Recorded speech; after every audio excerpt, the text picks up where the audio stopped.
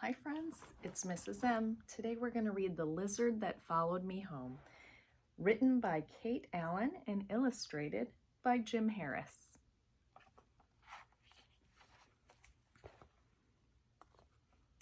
It all started when my family and I were moving from California. We lived in Kansas. There were boxes stacked everywhere. When my mom said, "We better go see Grams before we move so far away." From behind a pile of boxes, Dad yelled, "I agree."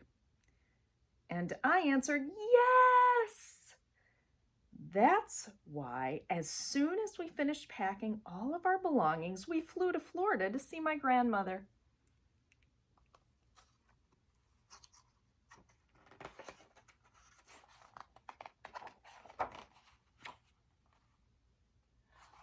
Of course, Grams was delighted to have us visit, especially me. We love to take long walks on the beach. After one of these walks, Grams and I sat down in her yard, feeling nice and cozy. We took off our shoes and socks and counted our hundreds of shells. Then I noticed a visitor sitting beside us. It was a green Florida lizard. Grams tried to shoo it away, but it did not move an inch. It just sat there and stared. "Would you look at that?" said Grams. "It looks like it wants to say something."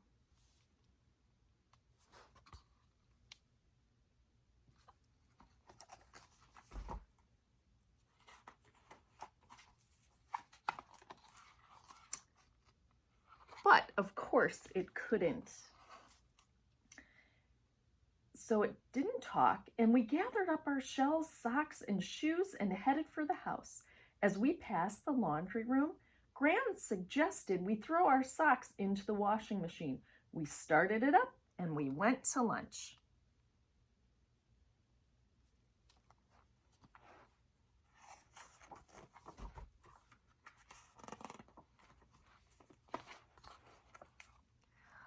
Later that day, I opened the lid of the washing machine and I jumped 3 feet. "Whoa, how did you get in there?" I said. It swayed back and forth for a minute and slowly jumped off.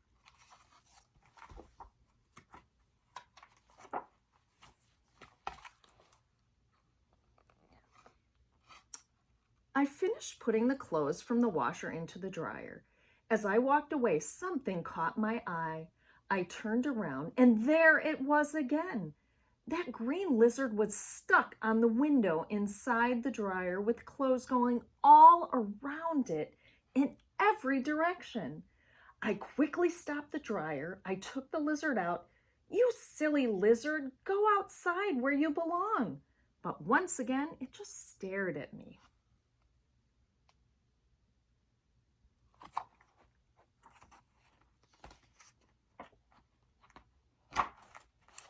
Just then, Graham's dog Lulu rounded the corner of the laundry room and spotted the lizard. "No, Lulu!" I screamed, but off they went, jumping and leaping, with Lulu barking, trying to catch that silly lizard.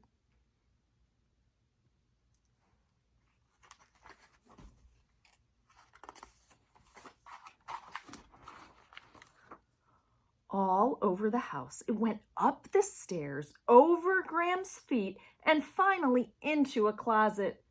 "Grams!" I yelled. "Come here quickly!" But neither of us could find the lizard. Lulu lost interest and stopped sniffing and went to sleep.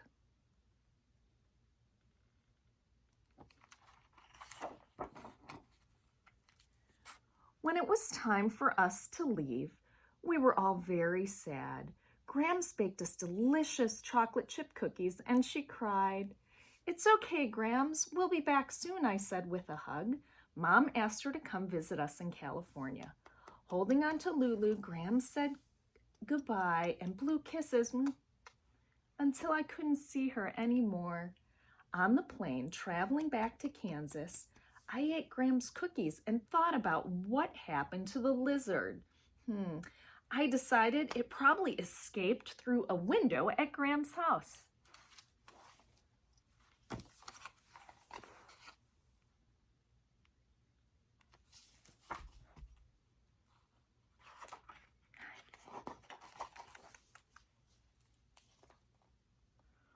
When we arrived home, Mom opened her suitcase and out leaped the green lizard. She screamed, she jumped, and she cried at the same time.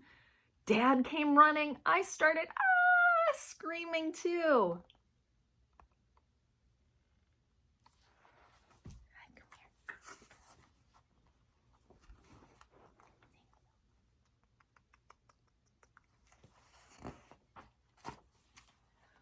We chased the lizard through the house, all over the boxes and around the furniture. Even the three of us in pursuit, somehow we lost it. Mom sat down and said, "I have a headache." With a face as red as a beet, Dad declared, "Stop this ridiculous search. We're moving anyway." However, I secretly continued to look for the lizard.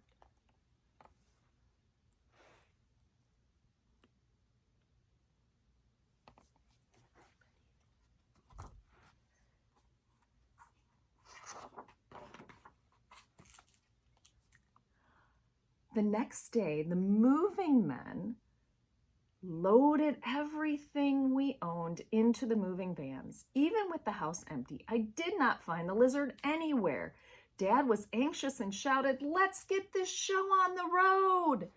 So we said goodbye to our old house and set out for our new one.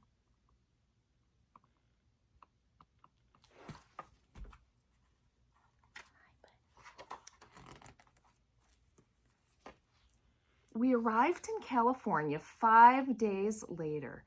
Vans, cars, people, boxes, and of course, one green lizard. Yes, it hitched a ride to California. There it was, staring at me once again.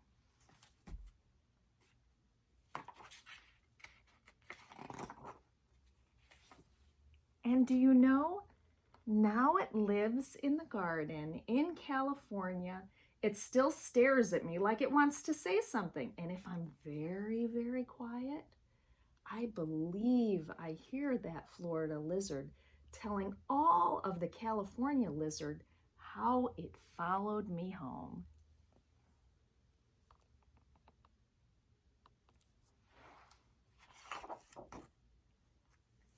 The end. My journey with one silly lizard.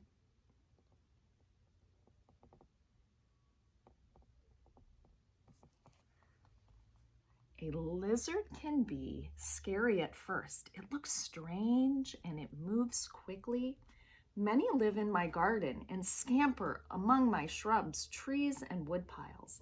I like to make myself comfortable and watch the little acrobats perform.